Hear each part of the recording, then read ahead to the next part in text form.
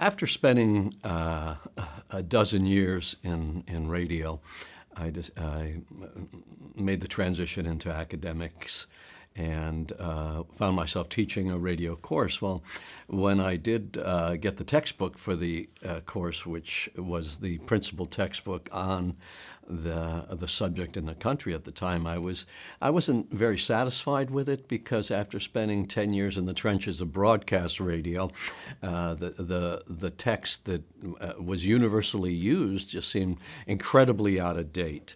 It seemed like a text that was designed for 1950s radio, and so I was stuck teaching out of it for a number of years until I became pretty frustrated with it and decided maybe I could do something a little more pertinent to the realities of the broadcast industry.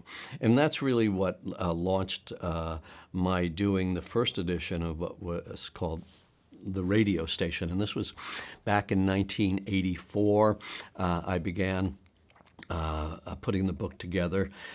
What I believed would be unique about the book and what would be necessary to replace the existing textbook is that I wanted to tap the views of industry practitioners, which was sorely missing in the book that existed at the time. Also, the thing that struck me was that the existing textbook overlooked the fact that radio is a very visual medium.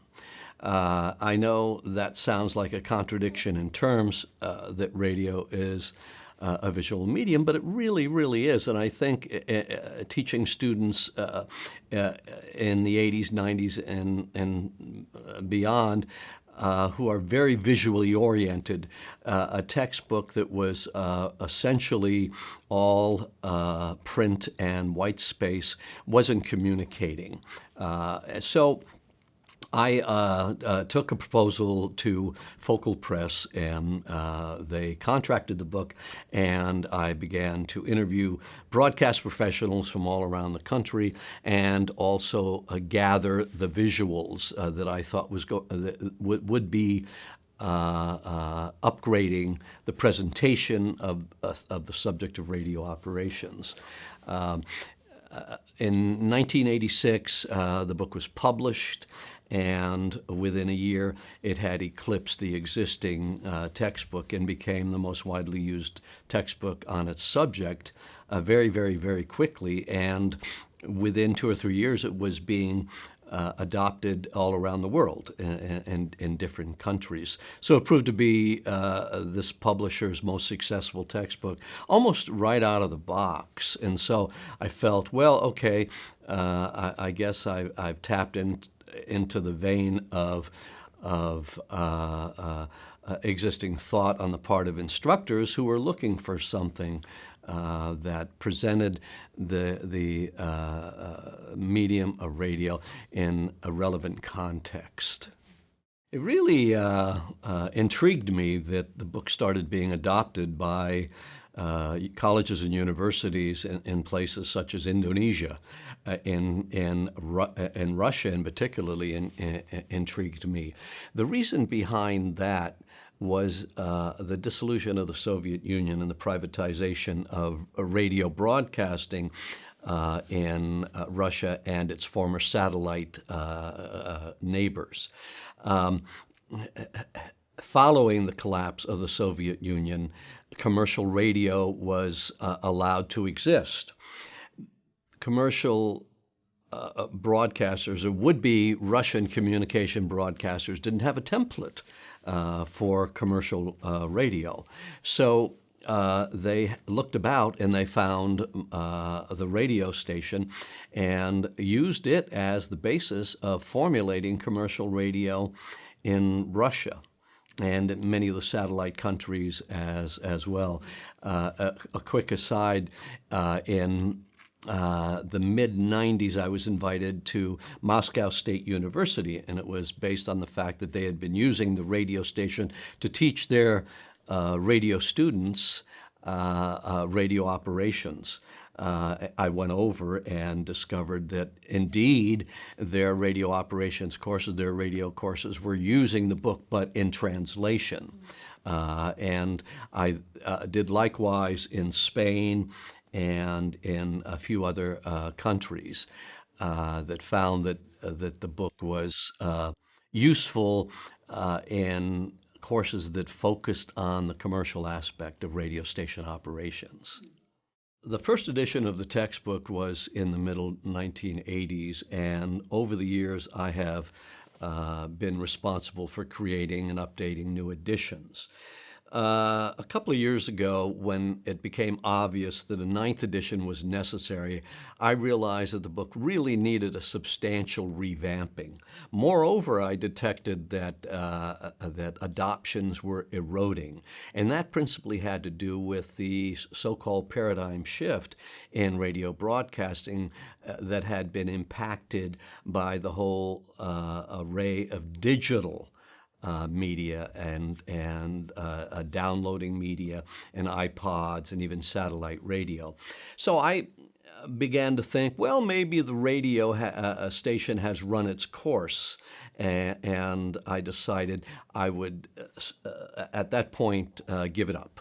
And I contacted the publisher and I said, maybe this is a good time to let it rest. And they were not excited about that prospect. They said, no, we're still getting a lot of adoptions. It is the classic definitive text, and we'd hate to let it go. And I said, well, perhaps we can get new authors on it.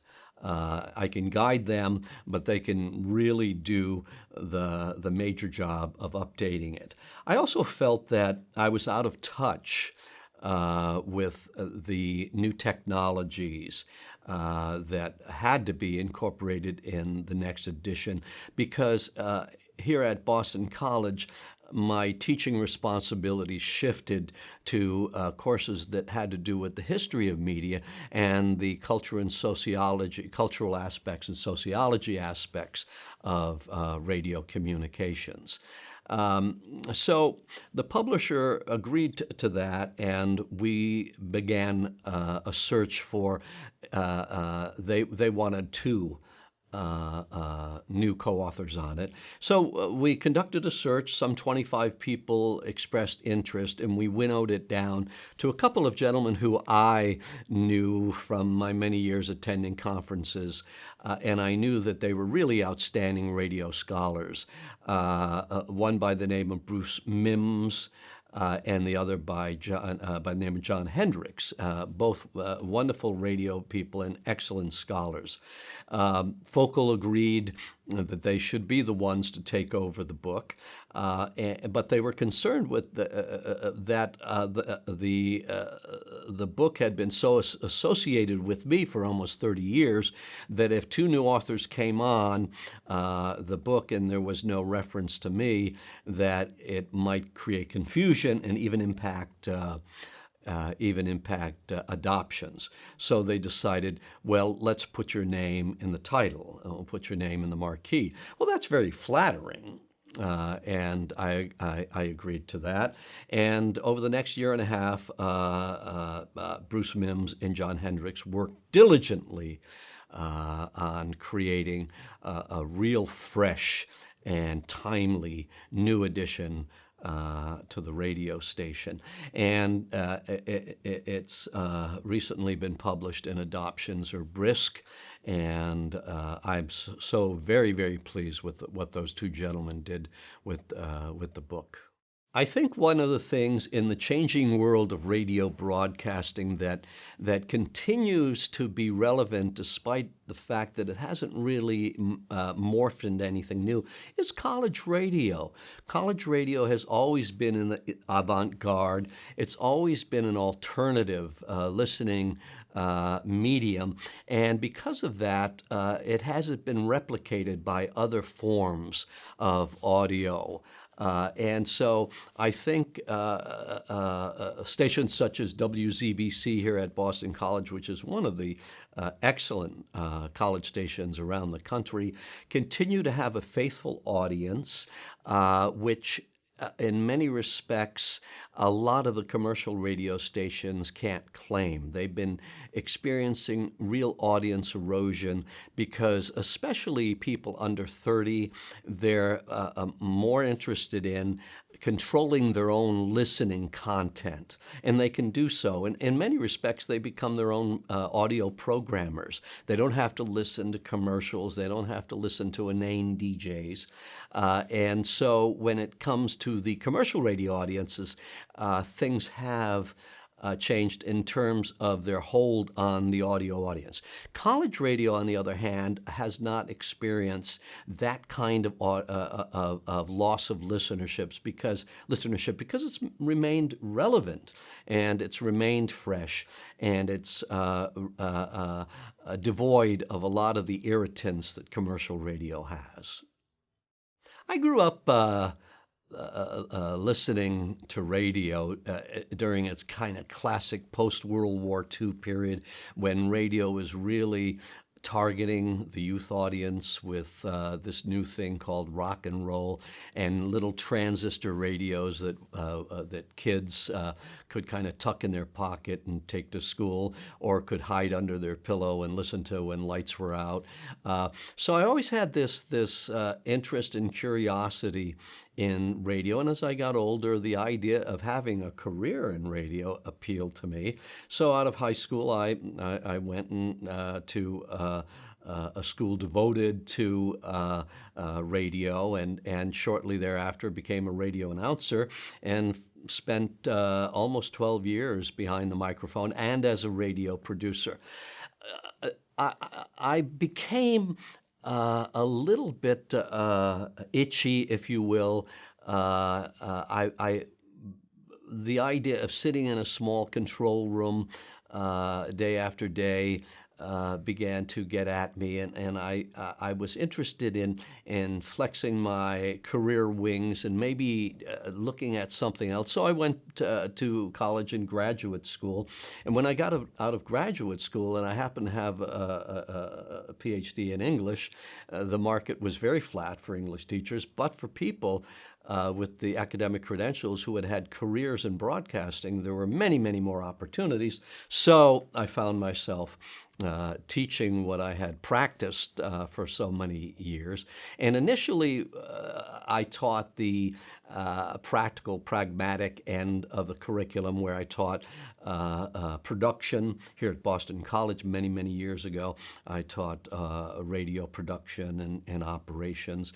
And over time, my interest shifted from the operational aspects of radio to the social and cultural nature, that is to say, the influence and impact of radio on American society. So I began publishing books on just that topic.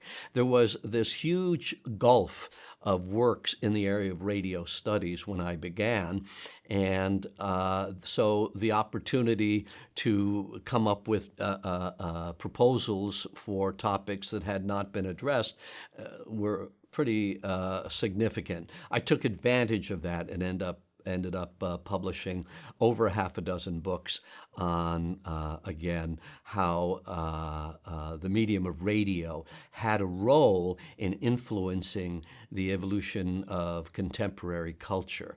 And that continued to be my interest and it continues to be my interest today. And one of the reasons why I decided to let go of the radio station, which is a textbook operations manual of sorts, was that my interest had shifted greatly. And I knew I couldn't do it the kind of justice I did when I was actively involved in that. Because of the paradigm shift in radio, broadcast radio, the approach to teaching radio has also experienced a change. Broadcast radio is now experiencing a rather keen impact by all of the new audio digital media that exist. Radio has lost a substantial number of its under 30 music listeners. When I ask my class here at Boston College, how many of you listen to radio fairly consistency for music, there are very few hands that go up. And so radio is, that is to say, broadcast commercial radio is trying to catch up, trying to find a way to retain an audience, and it's impacting not only the audience size but the bottom line concerns of radio. I've been asked oftentimes, that given that situation, what do I see as the future of broadcast radio? And that's a really difficult question to answer. I think radio focusing on live news shows, live talk shows, and emphasizing a local focus in its programming stands the best chance of continuing to have a profitable model. If radio doesn't recognize that the audience for music has drifted away from it, then there's going to be substantial downsizing in the audience for radio, and as well in the actual number of radio stations. There's something like 14,000 radio stations, and radio has lost a fairly substantial segment of its listening audience. So you cannot sustain these brick and mortar operations. And many stations that have decided to go off the air have transitioned to the internet as web radio stations. The problem there is they have not found an appropriate revenue model to maintain the kind of services they had when they were on the air. I don't think radio will ever vanish, because to me radio is not just over-the-air radio, but it's satellite radio, it's web radio.